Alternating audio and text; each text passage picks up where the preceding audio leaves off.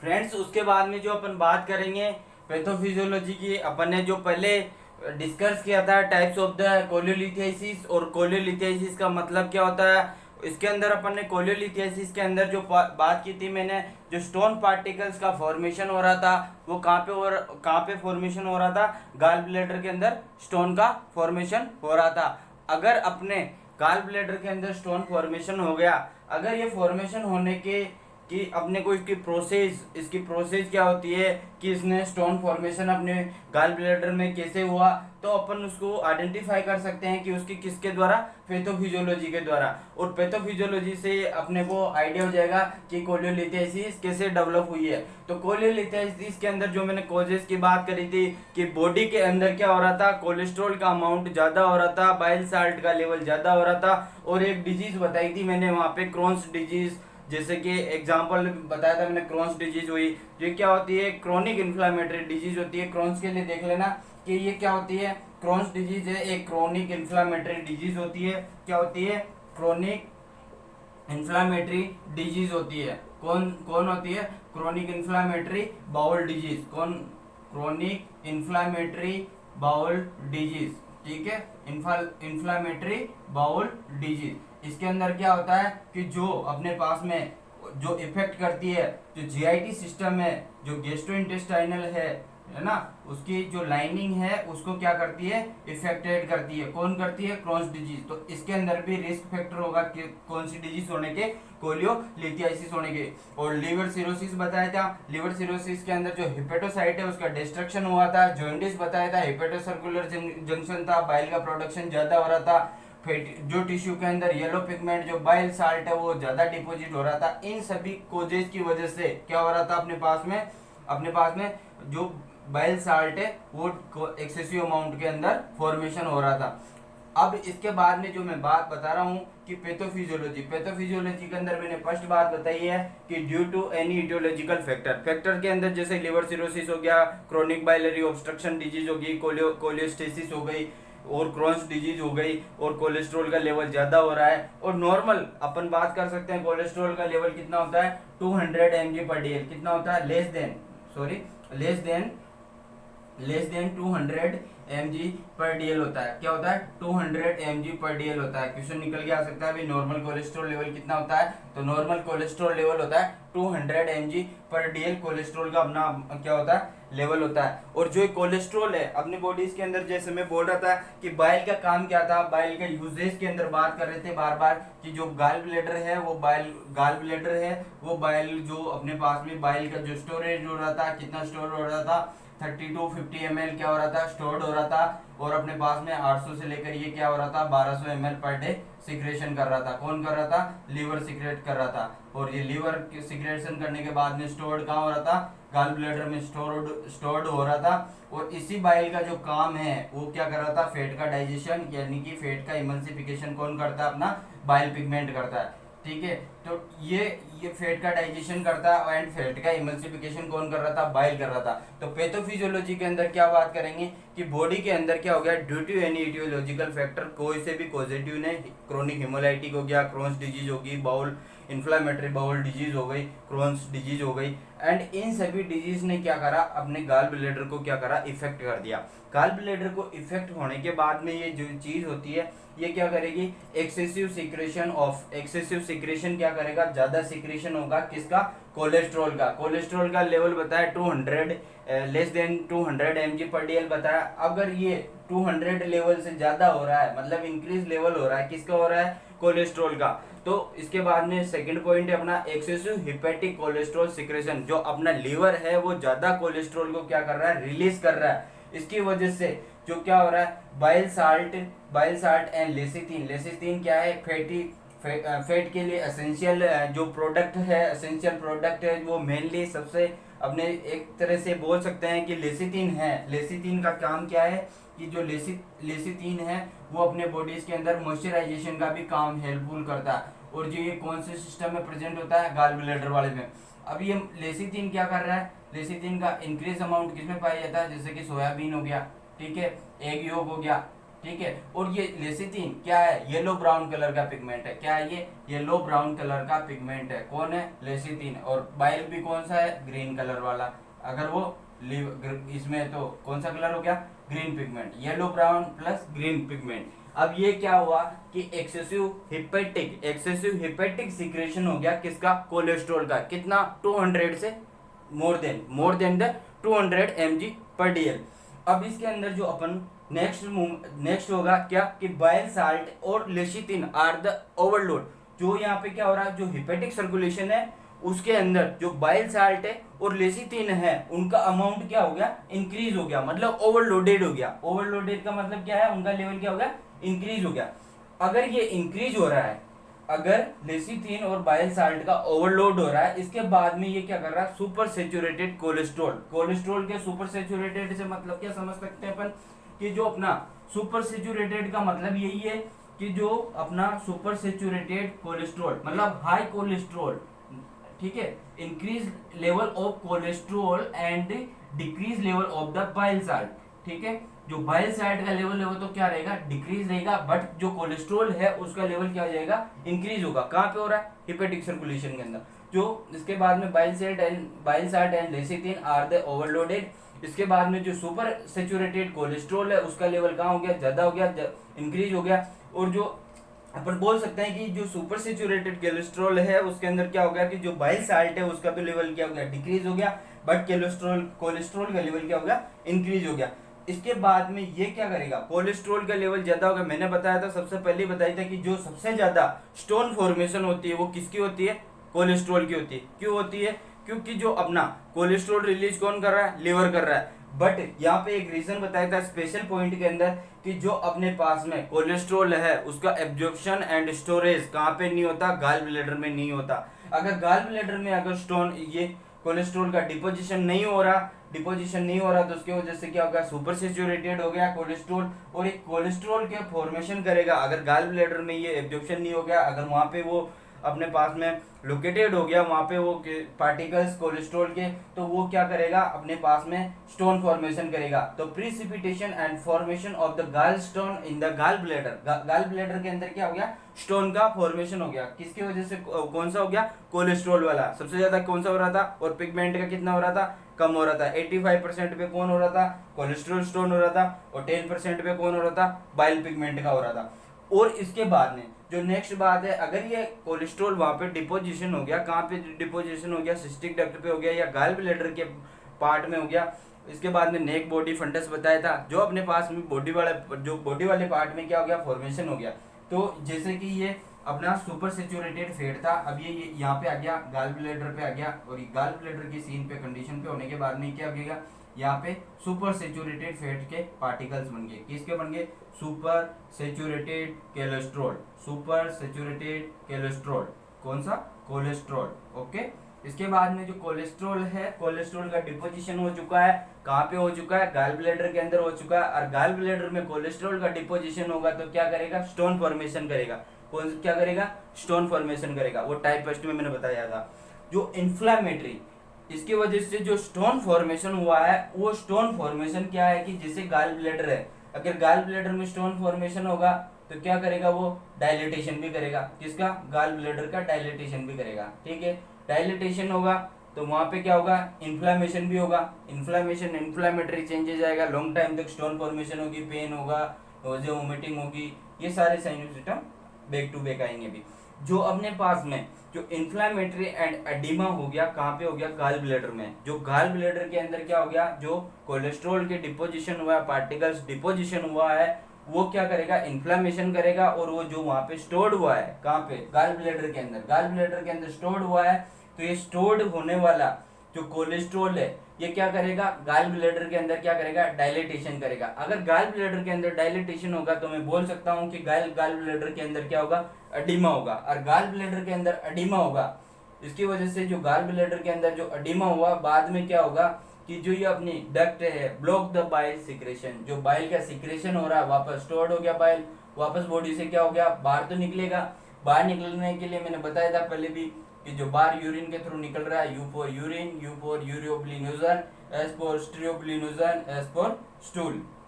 दो कंटेंट के अंदर बाहर निकल रहा था। अगर ये ब्लॉक हो गया बाय द वे अपना जो जो अपने पास में स्टोन पार्टिकल्स है या इसके अंदर, इसकी वजह से क्या हो गया, जो बाइल का सिक्रेशन है वो ब्लॉक हो गया, बाइल का सिक्रेशन नहीं हो पा रहा अपनी बॉडी के अंदर से, तो इसकी वजह से जो नेक्स्ट है वो क्या है, block in the bile secretion. क्या हो गया, बाइल का सिक्रेशन हो गया, जो वो क्या हो गया, ब्लॉक हो गया।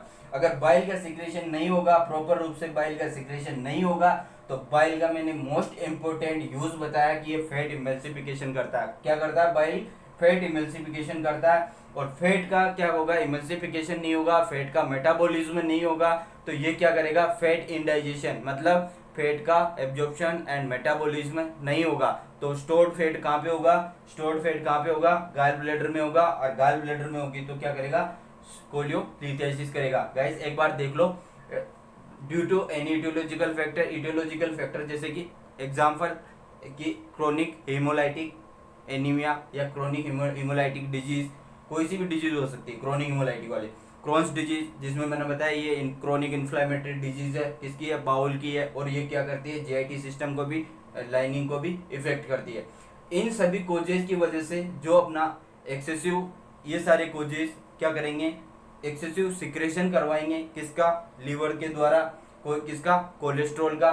और इसके बाद में कोलेस्ट्रॉल से सिक्रेशन होने के बाद में ये क्या करेगा, जो बॉडी के अंदर बाइल साल्ट एंड लेसिथिन है उसका लेवल क्या होगा, बढ़ेगा। और लेसिथिन क्या है, येलो ब्राउन कलर का पिगमेंट है, ये कौन सा, ग्रीन कलर का है। इन दोनों का अमाउंट क्या हो गया, बॉडी के अंदर बढ़ गया, किसमें, हिपेटिक सर्कुलेशन में क्या हो गया, ओवरलोड हो गया। ओवरलोड कौन हुआ, बाइल साल्ट एंड लेसिथिन हो गया।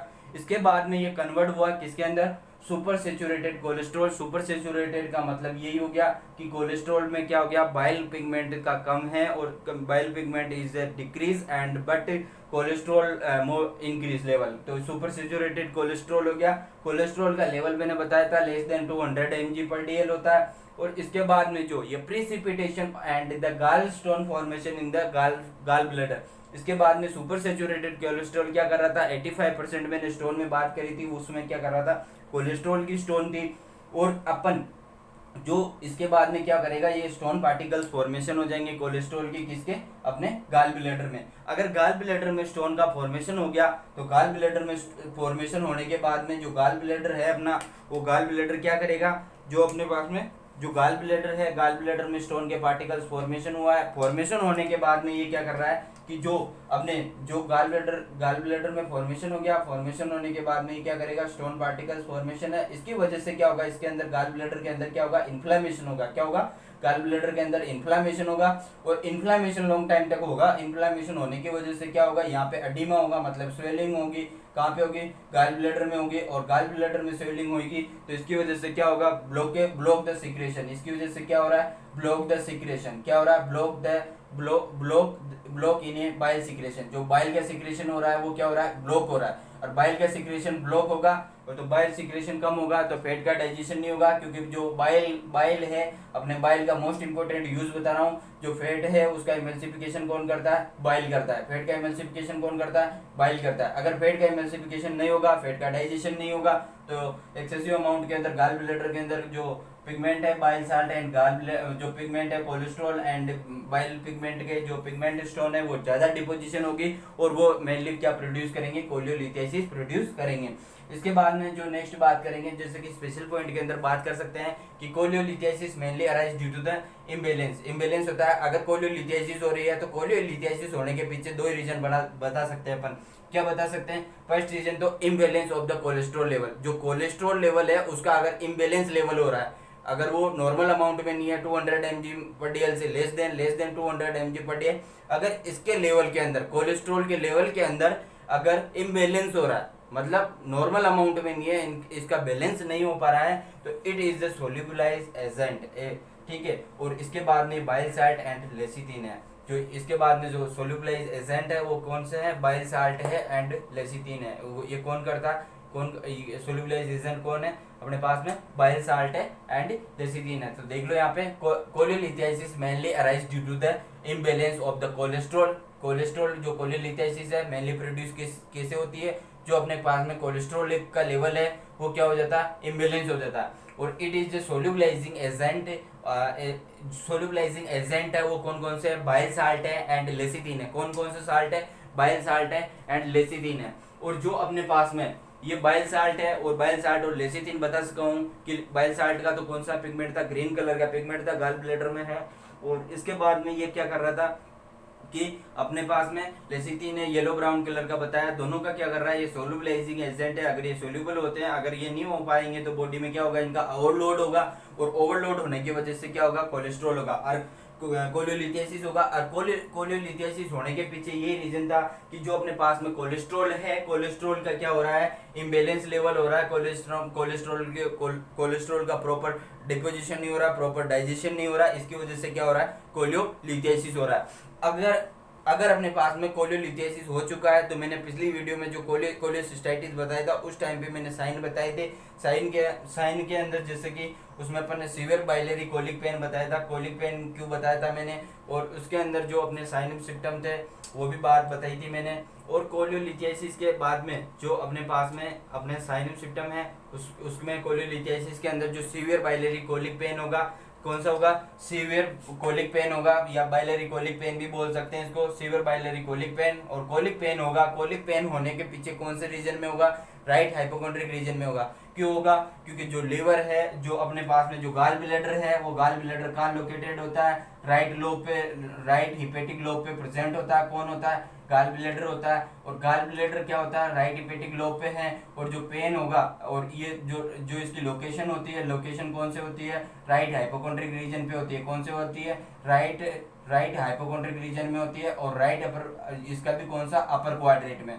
तो पेन होगा, जो अपने पास में पेन होगा वो कौन से रीजन में होगा, राइट हाइपोकोंड्रिक रीजन में होगा। और कौन से पार्ट में होगा, राइट अपर पार्ट में। कौन सा होगा, कोलिक पेन होगा। और ये कोलिक पेन भी कितने परसेंट पे होगा, 20 to 25% पे। ये केसेस के अंदर भी ये क्या होगा, कोलिक पेन होगा।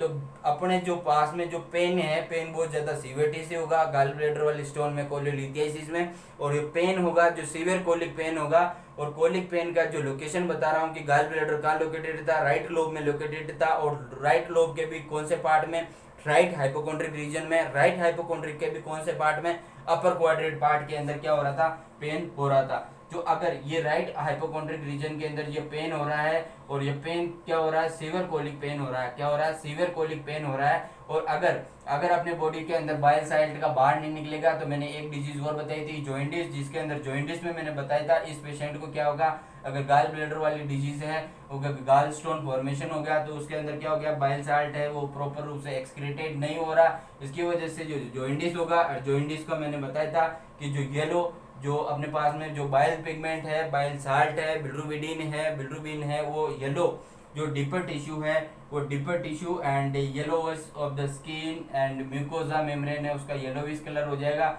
और वह डिपोजिशन हो जाएगा बिलिरुबिन का, कहाँ पे, डीप टिश्यू के अंदर। और उसको क्या बोल रहे हैं, जॉइंटिस बोल रहे हैं, येलोविश ऑफ द स्किन। ठीक है, ये एक साइनल सिम्टम, जॉइंटिस का साइनल सिम्टम भी किसमें दिखेगा, कोलियोलिथियासिस में दिखेगा।